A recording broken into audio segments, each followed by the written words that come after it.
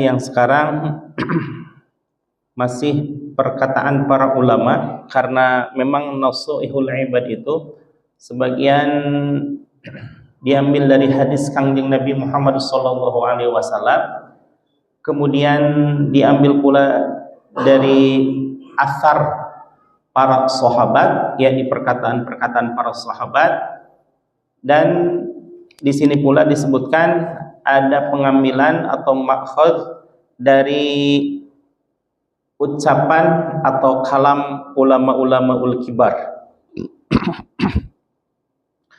Ulama-ulama yang berkaitan dengan sesuai nama kitab ini, yakni Nasaihul Ibad, ya, nasihat-nasihat bagi para pencari ridho Allah Subhanahu wa taala. Maka kaitannya dengan nasihat yang 2, nasihat yang 3, nasihat 4 sampai nasihat 10, nah diambil gitu ya, sesuai dengan makhad dari judul kitab ini sendiri gitu ya. Wa qala al-musannifu, berkata syekh atau penyusun kitab ini, yakni Syekh Ibnu Hajar Al-Asqalani.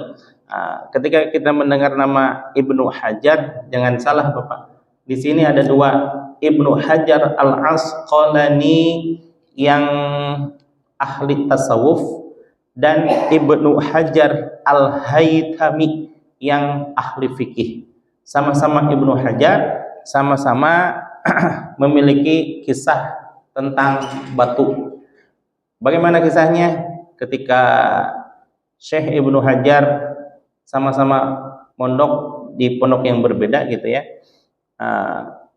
beliau merasa, saya kok susah amat nangkap pelajaran ini ya, katanya. Yang lain sudah kelihatan pintar, sudah kelihatan jago baca kitab, sudah kelihatan pandai tausiah dan lain sebagainya, sementara dia merasa begitu-begitu aja gitu ya. Padahal beliau sendiri rajinnya luar biasa. Sampai satu titik kemudian beliau merasa jenuh dan matur kepada kiainya bahwa saya mungkin tidak cocok dengan ilmu pengetahuan, maka saya akan bantu orang tua aja, saya katanya. Pulang kampung.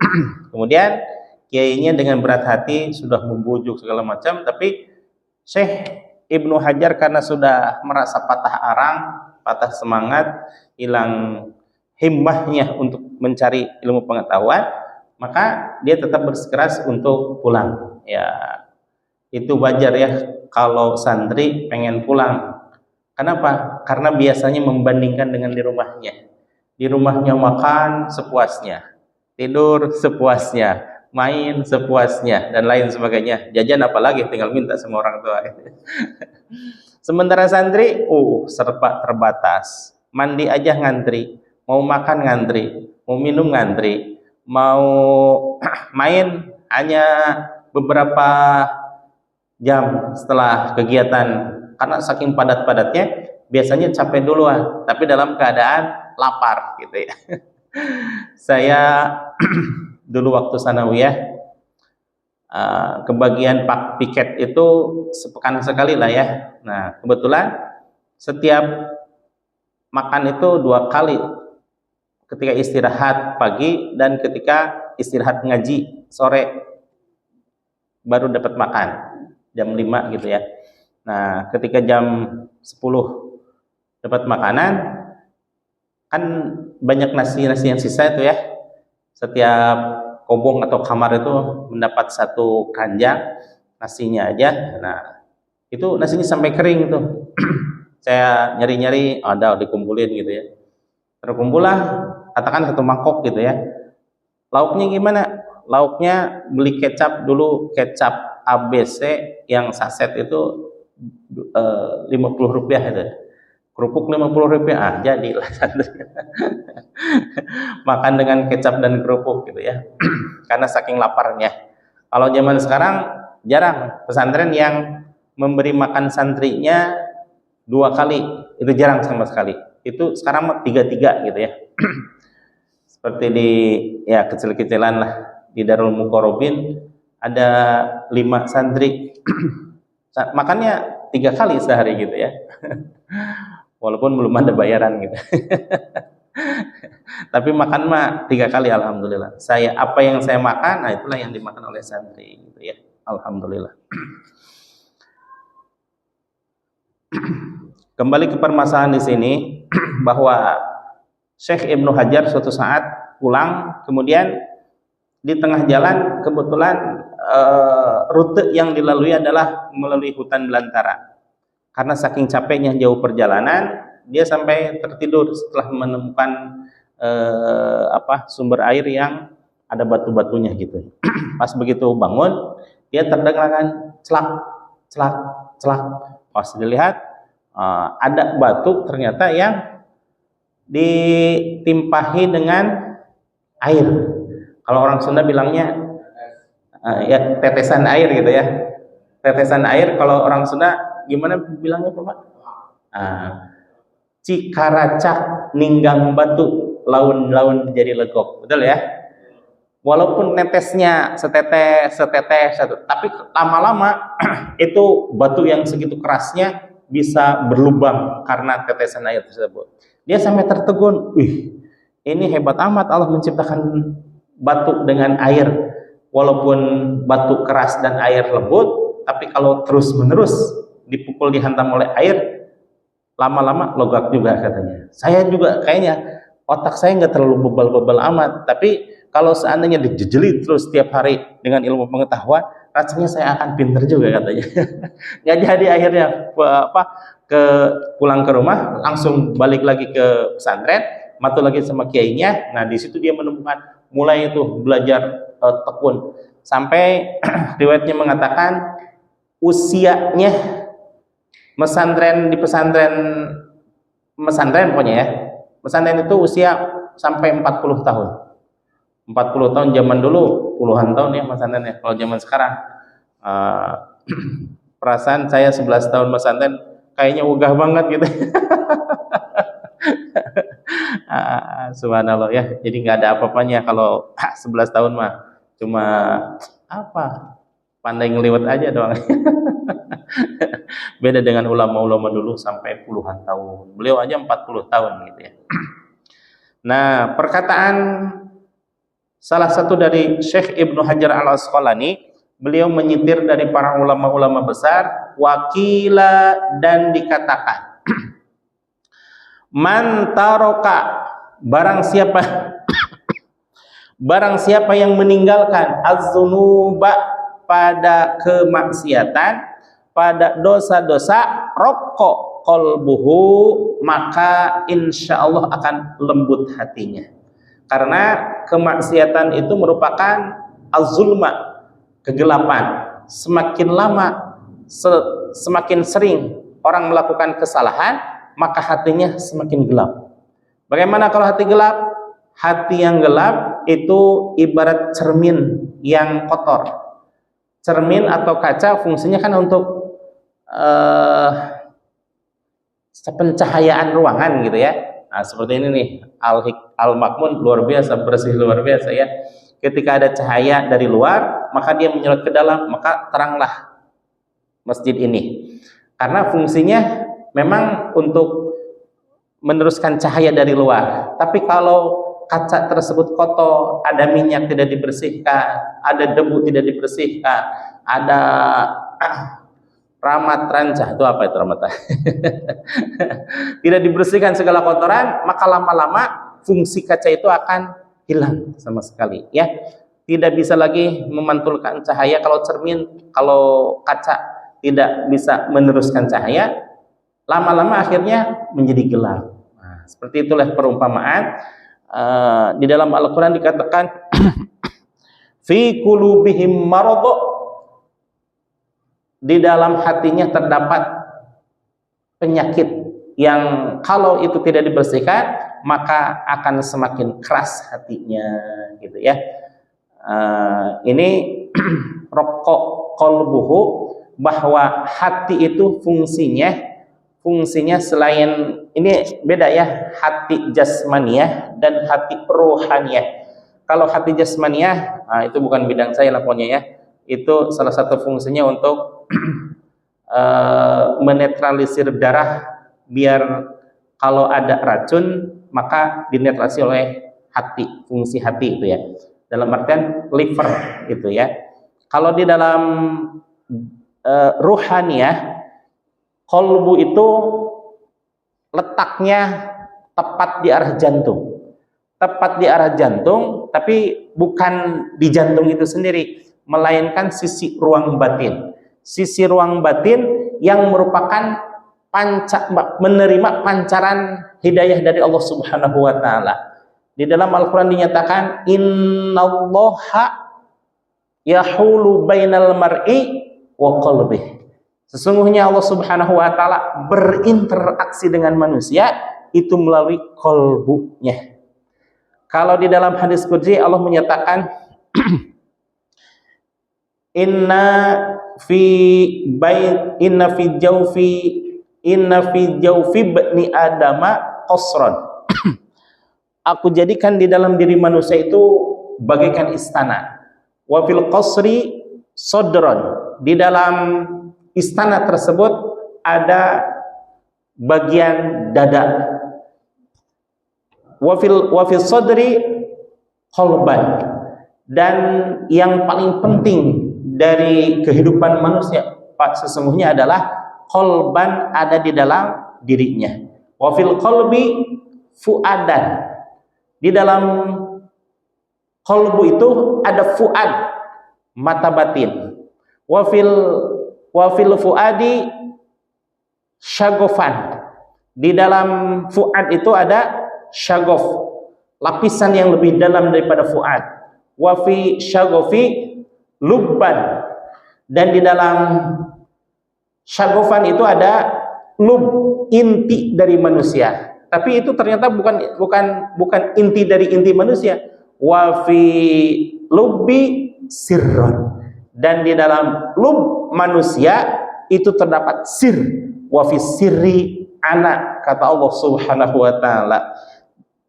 Dan di dalam sir itulah terdapat aku, kata Allah Subhanahu wa taala. Maksudnya bukan Allah bersemayam di dalam kalbu manusia, bukan. Itu maksud suatu hal yang mustahil kan? Satu hal yang mustahil apa? Allah Maha Suci, sedangkan manusia bolehlah disebut kalau disandingkan dengan Allah Maha Kotor, betul ya? Untuk membedakan jarak antara makhluk dengan khalik. Allah Maha Suci, manusia Maha Kotor. Maka tidak ada yang disebut dengan kaula manunggaling Gusti, nggak bisa.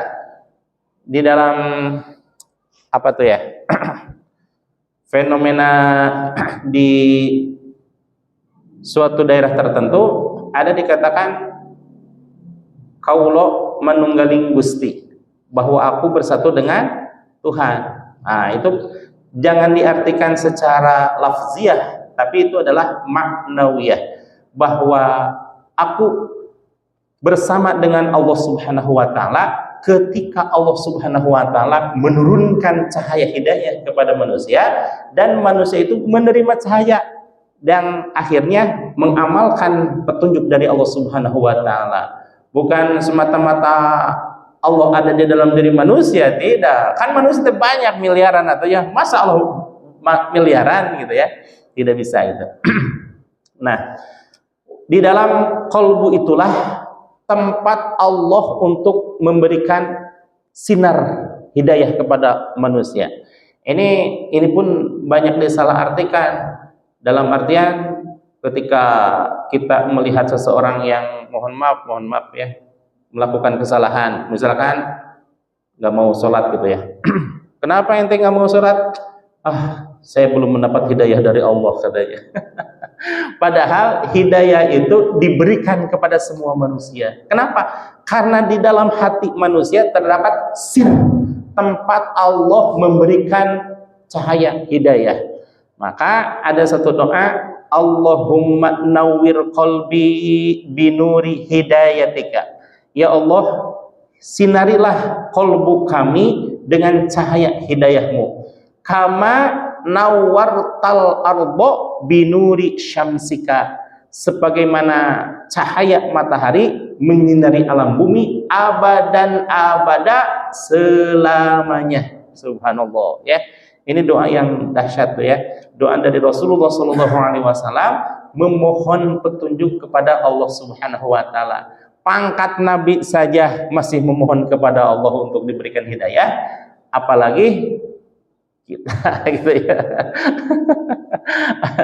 Rasul aja yang subhanallah wa ma yantiqu 'anil hawa in huwa illa wahyu yuha, bahwa segala apa yang diucapkan oleh Kangjeng Nabi bukan semata-mata dari ucapannya dari hatinya, dari hawa nafsunya, tetapi itu adalah petunjuk dan juga wahyu dari Allah Subhanahu wa taala. Subhanallah ya. Manusia yang paling dekat dengan Allah Subhanahu wa taala masih memerlukan kedekatan kepada Allah, berdoa setiap hari, apatah lagi kita gitu ya. Dan Rasul pun senantiasa memohon perlindungan dari Allah setiap saat, setiap waktu. Kenapa? Wa idza qara' dalam Al-Qur'an ya. Wa idza qara'tal Qur'ana fasta'id billah. Apabila engkau akan membaca Al-Qur'an, maka mohonlah perlindungan kepada Allah dari godaan syaitan. Itu bukan hanya ketika akan membaca Al-Quran saja. Rasulullah Shallallahu Alaihi Wasallam setiap saat, setiap waktu selalu memohon perlindungan dari syaitan, laknatullah kepada Allah. Padahal syaitan boro-boro bisa menggoda Nabi Muhammad Shallallahu Alaihi Wasallam ya. Nah ini saking luhurnya kepribadian Rasulullah Shallallahu Alaihi Wasallam mencontohkan kepada umatnya bahwa setiap saat, setiap waktu kita pasti memerlukan perlindungan kepada Allah. Alhamdulillah, mohon izin saya sedang belajar mengamalkan apa yang dilaksanakan oleh guru saya, itu setiap hari mohon perlindungan kepada Allah dengan melaksanakan salat sunnah isti'adzah. Salat sunnah isti'adzah itu salat sunnah untuk memohon perlindungan kepada Allah dari segala sesuatu, baik syaitan maupun hawa nafsu di dalam diri kita yang menggoda kepada yuwaswisu fi sudurin nas, menghembuskan kejahatan ke dalam dada manusia. Nah, saking merasa lemahnya beliau-beliau menghadapi godaan syaitan, perlu berhubungan dengan Allah. Dengan cara apa? Dengan cara melaksanakan sholat. Subhanallah ya. Khairul abdi inda fis sujud, bahwa sebaik-baik keadaan hambaku, kata Allah Subhanahu wa taala, itu dalam keadaan sujud. Maka memohon perlindungan kepada Allah bukan hanya sekedar ucapan, bukan hanya sekedar a'udzubillahi minasyaitonirrajim, apatah lagi hanya sekedar hanya dibaca untuk membaca Al-Quran, tapi perlindungan itu semua hal, dari mulai bangun tidur, melaksanakan aktivitas, kemudian balik, kemudian tidur, bahkan tidur itu sendiri, itu Rasulullah Shallallahu Alaihi Wasallam mencontohkan untuk mohon perlindungan dari godaan syaitan. Bagaimana contoh dari Rasul? Pertama wudhu dulu, kemudian melaksanakan sholat sunnah beberapa rakaat, dilanjutkan dengan zikir, baru setelah itu berbaring membaca surah Al-Fatihah, kemudian membaca surah Al-Ikhlas, membaca surah Al-Falaq, membaca surah An-Nas, dan diakhiri dengan surah ayat kursi, bukan surah ya, ayat kursi. Kemudian ditiupkan ke telapak tangan dan dibelurkan ke seluruh tubuh. Subhanallah. Rasulullah Shallallahu Alaihi Wasallam bukan berarti beliau selalu dekati syaitan, bukan. Syaitan itu takut, jangankan sama Nabi Muhammad ya, sama Sayyidina Umar aja takutnya luar biasa setan itu. Itu baru sahabatnya Rasul, istilah kata baru muridnya Rasul gitu ya. Apalagi terhadap Rasulullah Shallallahu Alaihi Wasallam. Ini mah hanya sekedar contoh kepada umatnya, barangkali mau untuk melaksanakan sunnah, menghidupkan sunnah Rasulullah Shallallahu Alaihi Wasallam, maka itu diperkenankan dan sangat dianjurkan, bahkan dicintai oleh Allah, gitu ya. Bagaimana pelaksanaan sholat isti'adah? Setiap pagi, sunnahnya setiap pagi itu berbarengan dengan sholat isyraq, sholat sunnah isti'adah, dan sholat sunnah istikharah. Jadi mohon perlindungan maupun mohon bimbingan ketika ada suatu pilihan, bukan ketika ada pilihan saja, tapi di saat lapang pun. Ketika tidak ada pilihan, maka guru saya alhamdulillah mengistiqomahkan dan juga mengistiqomahkan sholat sunnah istiadah. Kalau istikharah memohon petunjuk, kalau isti'adzah memohon perlindungan, kalau isyraq itu merupakan perwujudan rasa syukur kepada Allah Subhanahu wa taala atas diberikannya sinar matahari, gitu ya. Bagaimana waktunya? Waktunya kurang lebih 1 jam setelah adzan subuh. Adzan subuh di sini 4:30 ya, 4:30, setengah 5 lebih sedikit ya, lebih 4. Maka Tuan Guru Was memberikan contoh yang mudah, itu sekitar 1 jam katanya. 1 jam dari, kan beda-beda itu waktunya ya. Kalau untuk saat ini 4:30, maka isyraq itu setengah 6. Tapi harus dilebihkan sedikit. Kenapa? Isyraq itu waktunya pukul 5:30. Tapi jangan pas waktu 5:30-nya, gitu ya. Saya mendengar dari Kiai Lutfi ya, bukan Habib Lutfi, bukan, Kiai Lutfi dari Jakarta. Banyak orang yang salah mengira bahwa sholat sunnah isyraq itu dilaksanakan pas waktu isyraq, padahal bukan katanya. Waktu isyraq itu menandakan telah masuknya waktu isyraq. Nah, bergeser sedikit, kurang lebih 2 atau 3 menit baru itu dilaksanakan sholat sunnah, gitu ya.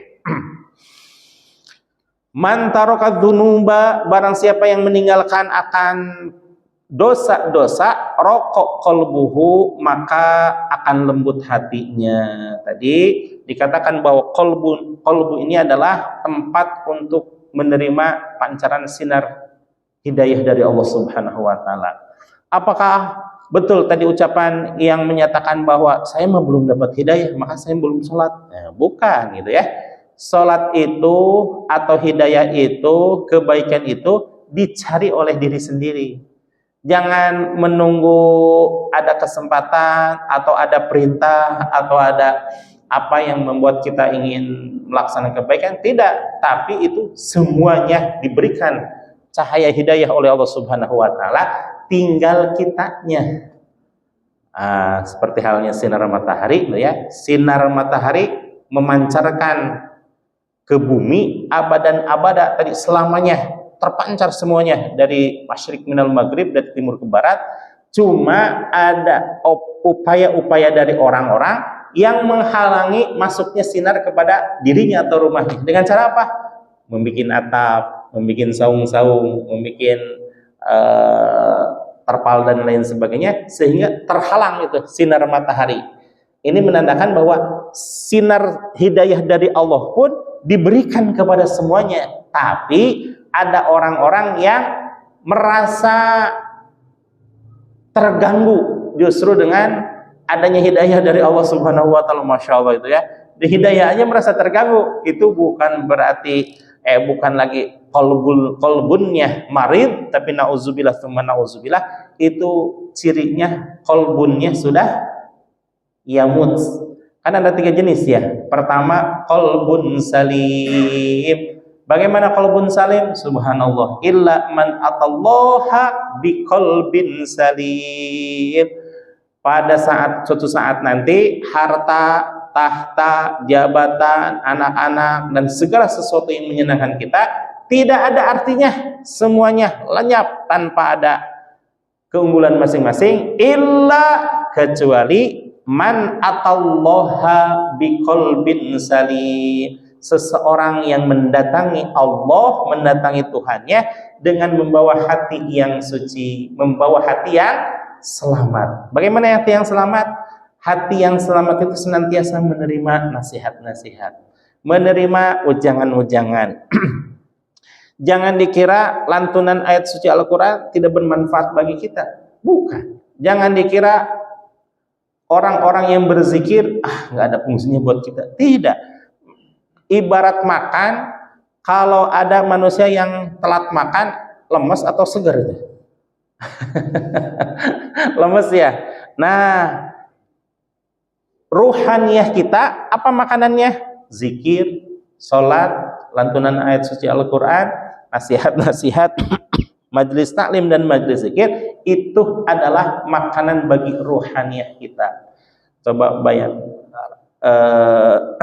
rasakan sendirilah gitu ya. Kalau seandainya diri ini lama tidak hadir ke majlis taklim, lama tidak hadir ke majlis zikir, apa yang terjadi? Reged aja. Itu kebaikan itu berkurang kadarnya. Kenapa? Al-imanu yazidu wa yanqus. Karena iman itu kadang bertambah, kadang berkurang. Bertambahnya bagaimana? Bertambah kalau kita ada dalam ketaatan. Berkurangnya bagaimana? Berkurang kalau seandainya kita terpleset pada kesalahan. Apakah mungkin manusia itu bisa mempertahankan kebaikannya? Sangat dimungkinkan, tapi kadang terpleset gitu ya. Nah, justru untuk membedakan kita dengan malaikat, malaikat itu la yazidu wa la yanqusu. Stuck itu ya. Misalkan poinnya 7 gitu ya, karena ketaatan kepada Allah. 7 aja selamanya. Tidak pernah bertambah, tidak pernah berkurang. Bagaimana manusia? Yazid, bertambah, bahkan bertambahnya melebihi malaikat. Tapi kalau sedang berkurang, sampai notok gitu ya. Bagaimana cara mempertahankannya?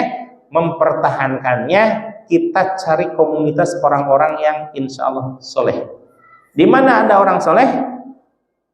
Di masjid, di musola, di pesantren, di madrasah, di sekolah dan lain sebagainya. Asal itu kebaikan, asal itu tausiah kebaikan, asal itu ajakan tentang kebaikan, insya Allah itu adalah orang-orang soleh. Maka kita hadir ke tempat tersebut. Bahkan subhanallah ya, tombo ati itu ada 5 macamnya. Salah satunya bergaul dengan orang soleh ya. Ada salah satu hadis Kangjeng Nabi ya.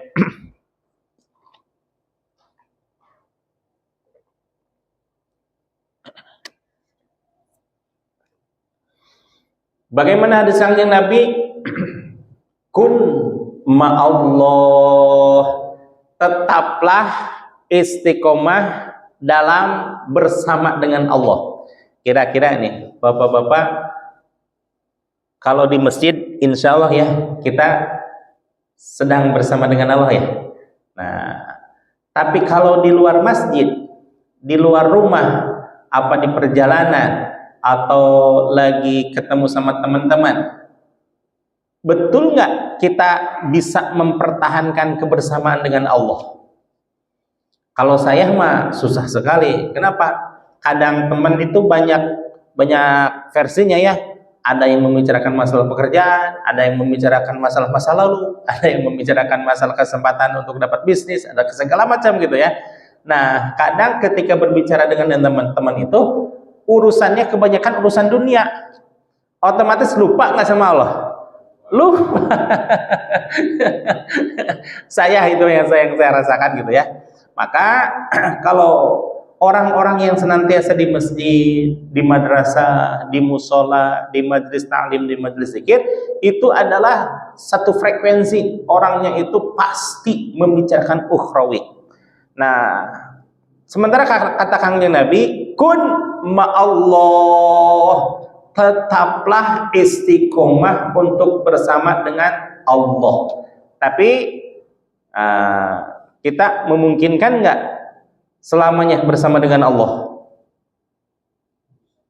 Insya Allah ya, insya Allah. Tapi kalau saya mah sulit. Sulit ya. Maka ada pesan pilihan dari Kangjeng Nabi. Apa itu?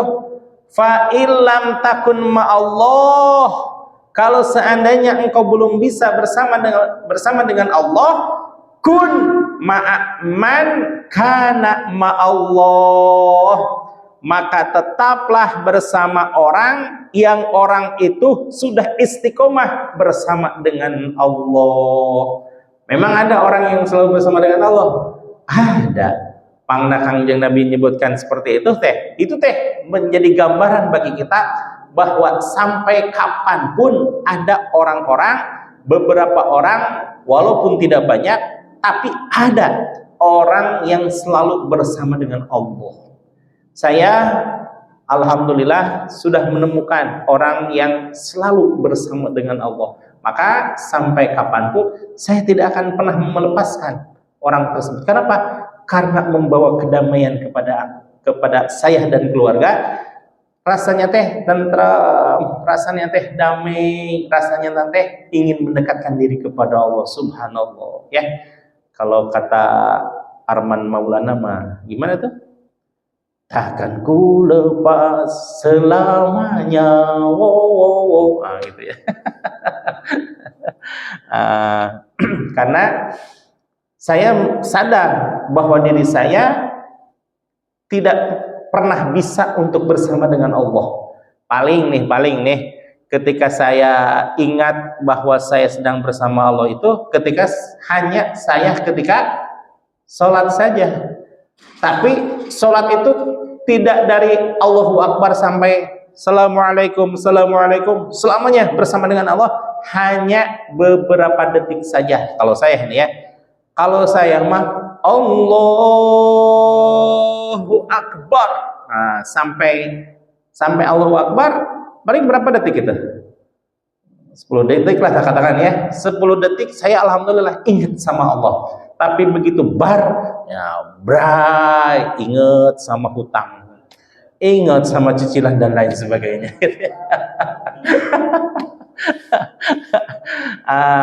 Kira-kira untuk saya alhamdulillah apa astagfirullah, hanya ingat sama Allah ketika sholat saja. Dan sholat pun hanya 10 detik tadi ya, 10 detik. Alhamdulillah apa astagfirullah? Alhamdulillah, betul. Kenapa? Karena saya masih baru belajar makna sholat, yang untuk beberapa detik saja ingat sama Allah, Masya Allah, sudah begini nikmatnya. Apatah lagi kalau bisa melaksanakan pesan wasiat dari Rasulullah. Kenapa? Untuk bersama dengan Allah 24 jam. Bahkan bukan 24 jam, seumur hidup selalu bersama dengan Allah. Saya mah tidak sanggup, karena banyak kemaksiatan yang saya lakukan, maka saya hanya Allah berikan beberapa detik saja, itu pun sudah alhamdulillah ya. Kalau Bapak bagaimana? Bapak insya Allah makna khusyuk dalam sholat terpatri dalam jiwa Bapak ya. Kenapa? Aku yakin, saya betul yakin di luar sholat pun bapak-bapak dan ibu selalu ingat kepada Allah. Di luar sholatnya bagaimana? Innas sholata tanha anil fahsya'i wal munkar, bahwa sholat itu mencegah perbuatan keji dan munkar. Jangankan di dalam sholat, yang di dalam sholat sudah pasti ingat sama Allah bahwa Allah memperhatikan kita. Untuk bapak-bapak mah di luar sholat pun, lagi naik motor, lagi nyetir mobil, lagi berjalan, lagi olahraga, segala macam perbuatan itu ingat sama Allah. Luar biasa ya. Tapi seingat-ingatnya Bapak, hakul yakin pula ketika tidur mah lupa ya. Pasti atau itu pasti. Memang ada orang yang ingat sama Allah di dalam tidurnya. Ada nggak kira-kira? Ada Bapak, ada. Kata Kanjeng Nabi, nama ainaini walam yanam qalbi. Subhanallah. 2 mata saya terpejam, namun hati saya tidak pernah sedetik pun lupa sama Allah. Senantiasa being connected to Allah. Saya alhamdulillah ketika di situ Bondo tahun 2001 mendengarkan ceramah umum dari seorang kiai sepuh yang kabarnya beliau adalah sesepuh para wali gitu ya. Pokoknya kalau lihat beliau kayaknya ingat akhirat aja gitu ya. Itu salah satu cirinya gitu ya. Nah, kata beliau, cong kata, bahasa Madura ya. Nak, katanya, kalau seandainya ada seorang wali yang dia terputus ingatnya sama Allah walaupun 1 detik, maka dia terputus pula dari derajatnya sebagai wali, turun derajat menjadi manusia biasa lagi. Subhanallah. Berarti salah satu syarat wali itu selalu mengingat Allah. Kalau belum sampai syarat itu, jangan harap jadi wali. Paling banter wali daya. Saya baru paham makna tersebut ketika tahun 2016, ya sebelumnya sebenarnya udah paham ya. 2016 saya khidmah di Tuan Guru Datuk Muhammad Zuki, Kedah, Malaysia. Saat itu beliau menceritakan pengalamannya pesantren 6 tahun di Indonesia katanya. Dan gurunya itu didapat dalam mimpi. Siapa gurunya itu? Pokoknya cari aja, berjalan dari Tanjung Priok ke Tasikmalaya. Beliau berjalan 9 hari, nyari, ketemulah itu ya. Maka pesantren saya sampai 6 tahun. Nah, di dalam jangka waktu 6 tahun tersebut, menjelang kepulangan, saya dipanggil oleh pangersa kiainya gitu ya. Sebenarnya kiai Jogja juga, karena saya pesantren di sana itu. Zuki, sini katanya. Mungkin ini maksud beliau adalah untuk memperkenalkan beliau tentang hadis Kangjeng Nabi itu adalah nyata. Tadi Kangjeng Nabi menyebutkan gimana? Nama ainaini walam yanam qalbi. 2 mata saya terpejam ketika saya sedang tidur, tapi kalbu saya tidak pernah terlelap, selamanya being connected to Allah. Nah, kiai saya itu kebetulan kiai Zuki dan kiai saya sama gitu ya. Pesantrennya sama gitu ya. Kiai saya jadwal istirahat malam itu pukul 9. Beliau dipanggil oleh kiai pukul 8:30. Zuki, sini katanya. Beliau datang aja ke pangersa kiainya. Ngobrol tentang keadaan di kampung halamannya, bagaimana strategi dakwahnya. Ketika sudah memaparkan begini-begini, di saat jam menunjukkan jam 9, lep gitu ya. Kayaknya udah mulai tertidur tuh. Sudah ditungguin lama, setelah agak lama gitu ya, yakin kiainya sedang tertidur, mau beranjak pulang gitu ya ke asrama. Namun tiba-tiba suasana hening banget gitu ya. Hening, sehening. Saya belum pernah menemukan suasana hening itu selain malam itu. Terdengar suara jam dinding, tak tak tak tak tak. Kan biasanya tidak terdengar, itu terdengar. Dan subhanallah, pas di dalam keheningan itu terdengar juga suara jantung beliau berdetak. Jam dengan detak beda. Jam berdetak, jantung berdetak. Tok, tok.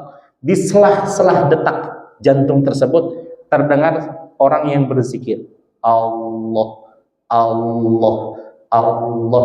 Dan saya tahu persis suara siapa itu, karena saya 6 tahun mendengar suara itu, tapi di dalam keadaan sadar. Ini mah dalam keadaan tidur. Berarti betul, ini satu-satunya hadis yang menancap di dalam diri saya adalah hadis tentang bahwa Rasulullah tidak pernah sedetik pun